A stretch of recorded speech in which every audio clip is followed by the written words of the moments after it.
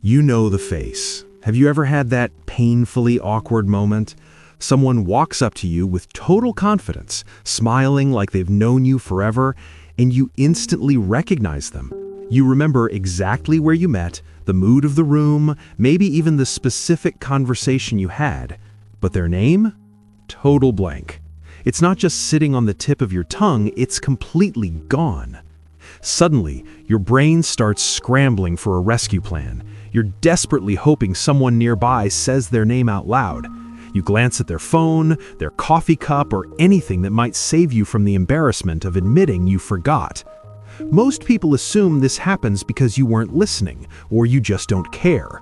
But in reality, forgetting names usually isn't a sign of rudeness at all.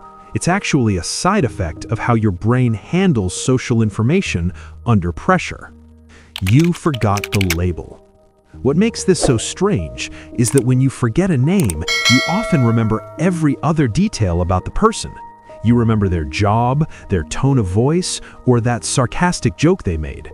You remember if they seemed quiet, intense, or funny. You might even remember they were wearing a blue jacket or that they just moved from a different city. Clearly, your brain didn't fail to register the person. It remembered the entire experience. What it failed to lock in was the label. And that's a huge distinction. When you understand that, you stop seeing this as a memory failure and start seeing it for what it really is, a very specific weakness in how names are encoded in our minds. Names don't stick. The reason names are so easy to lose is that they are surprisingly thin pieces of information. They don't carry much meaning on their own, especially the first time you hear them. When someone introduces themselves, their name often arrives at the worst possible moment. Your brain is already busy processing social cues, reading their face, judging their tone, and figuring out how you should respond. You're deciding to smile, handshakes, or say something clever. In the middle of all that, a name appears for a split second and then vanishes. Unless your brain attaches that name to something meaningful, it doesn't get much priority. Our minds are built to hold on to info that feels useful, emotional, or connected to something we already know. Names, at first, don't feel like any of those things. They're just random sounds floating in a crowded moment. That's why your brain remembers stories better than names, and vibes better than labels. A story has structure, a personality creates an emotional connection, but a name, in the beginning, feels empty.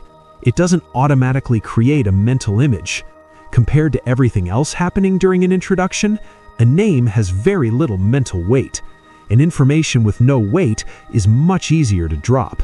Your brain makes fast decisions about what matters most, and in social situations, it prioritizes the emotional meaning of the interaction over the exact label attached to the person.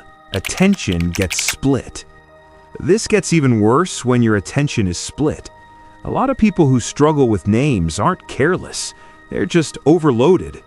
During an introduction, their mind is busy asking internal questions. Am I making normal eye contact? Am I talking too much? Was that joke weird?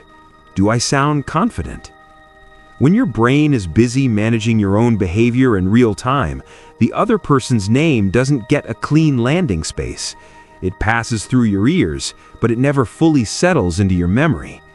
This is why people who overthink social situations often forget names more than others. It's not because they notice less, it's because they're processing too much at once. Their memory is relational rather than clerical. Their brain is better at absorbing the atmosphere and the energy of the room than filing away a dry label. It feels personal. Of course, being on the receiving end of this can still hurt. When someone forgets your name, it feels personal, like proof that you didn't matter. But that interpretation is usually wrong. The person who forgot your name might still remember your entire conversation, your opinions, and your unique sense of humor. They may have remembered you more deeply than you realize, just not in a form that shows up in a socially convenient way. That's the frustrating thing about memory. It doesn't always store what is socially expected. It stores what it feels is vivid or emotionally important. Sometimes the driest part of the interaction, the name, is the first thing to disappear. Your brain is simply prioritizing rich information over thin data. How to remember names. The good news is you can get better at this, but not by just telling yourself to focus. You have to give the name a structure. The moment you hear it, repeat it naturally. Nice to meet you, Sarah. Or, so you're in finance, Daniel? Repeating it gives the name a second chance to enter your memory. Then connect it to something real. Attach it to a visual detail or a small fact.